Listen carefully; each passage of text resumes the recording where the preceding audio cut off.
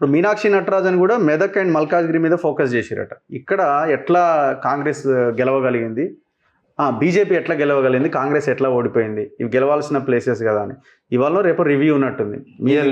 Review 11 గంటల నుంచి అవుతుంది. నిన్న టీవీలలో అన్నిట్లలో వచ్చినాయి కదన్న, ఒక గ్రామ స్థాయి నాయకుని తెచ్చేదో 100 కోట్లకు టికెట్ అమ్ముకున్నారని, అంతకుముందు ఏఐసిసి ఇన్ఛార్జికి పైసలు ఇచ్చిరని నేను చెప్తలేను రాగన్న, మళ్ళీ నందిట్టారు ఆయనతో. ఇది నా ముచ్చట కాదు, ఇది గాంధీ భవన్కి వెళ్ళి వచ్చిన ముచ్చటనే. ఒక గ్రామ స్థాయి సర్పంచ్ స్థాయి అని తీసుకుపోయి 100 కోట్లు ఉన్నాయని తీసుకొని ఇట్లేదో చేసిరని, 100 కోట్లకు టికెట్లు అమ్ముకున్నారని, అందుకని ఏఐసిసి ఇన్ఛార్జిని తీసేసిరని, అయితే ఎమ్మెల్సీ ఇప్పిస్తా అన్నదని, మంత్రి చేస్తానని రకరకాల వార్త నిన్న ఇలా పేపర్లో చూసినా. దీంట్లో నాకేం సంబంధం లేదండి. అంటే ఇప్పుడు ఎందుకు గెలిచిరు వాళ్ళంటే బీఆర్ఎస్ కాంగ్రెస్ వాళ్ళు ఏమంటారు, లేదు బీఆర్ఎస్ వాళ్ళు మొత్తం బీజేపీకే సపోర్ట్ చేసిరు అని అంటారు. తప్పది మాట, కాంగ్రెస్ వాళ్ళు కూడా వేసిరు నా కోట్లు. అవునా? ఎందుకంటే సర్పంచ్ స్థాయి లేనని తీసుకొచ్చి మావని క్యాండిడేట్ నెత్తిన పెట్టిరు, ఇట్లయితే ఎట్లయితుంది అన్న, ఏబిసిడీ లానోడు పార్లమెంట్ కోతే ఏమవుతుందని నాకు వేసిరు గట్ల. సో తీన్మార్ మల్లన్న సస్పెన్షన్ మీద మీ అభిప్రాయం? అది కాంగ్రెస్ అంతర్గత వ్యవహారం. అంటే ఆల్రెడీ రియాక్ట్ అయినట్టున్నారు కదా మీరు, మళ్ళీ అంతర్గత వ్యవహారమే. నేను ఎందుకు రియాక్ట్ అవుతాను?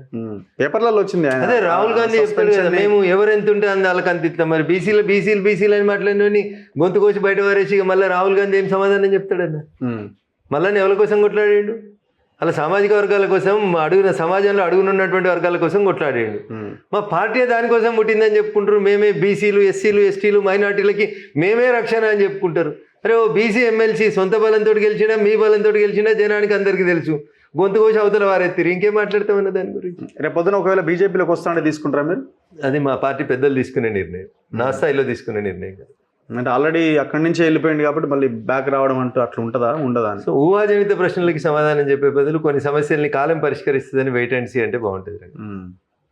సో మరో కీలకమైన క్వశ్చన్, ఈ దుబాయ్ రాజకీయం నడుస్తున్నది.